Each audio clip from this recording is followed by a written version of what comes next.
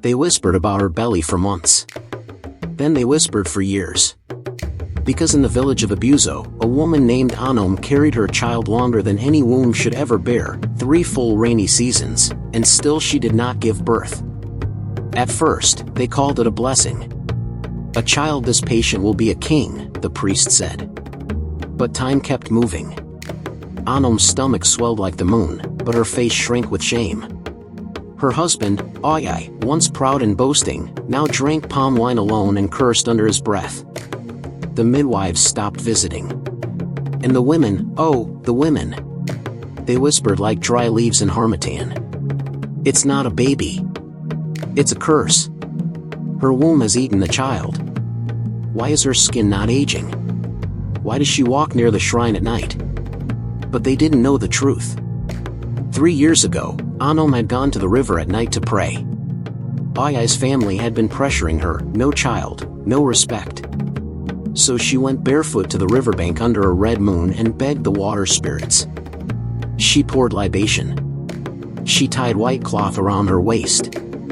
And when the wind rose, she felt something enter her, soft at first, like breath.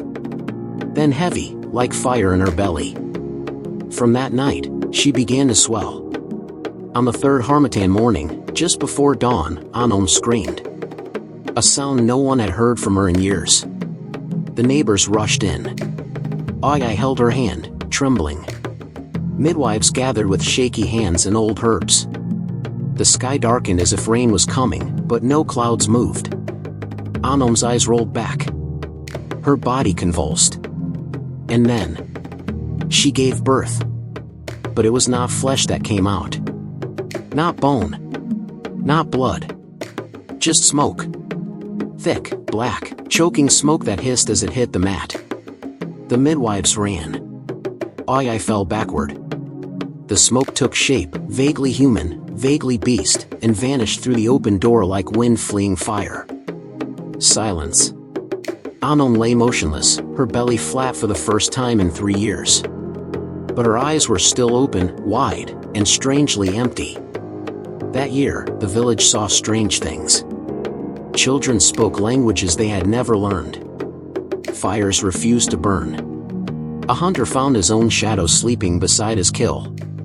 And at night, people heard a child crying, not from any hut, but from inside the trees.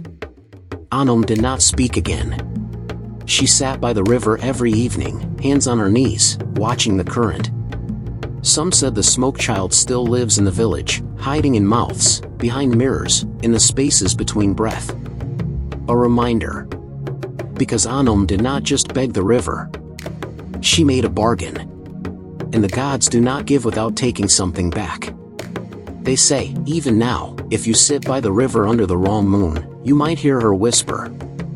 I did not give birth to smoke. I gave birth to silence with a name.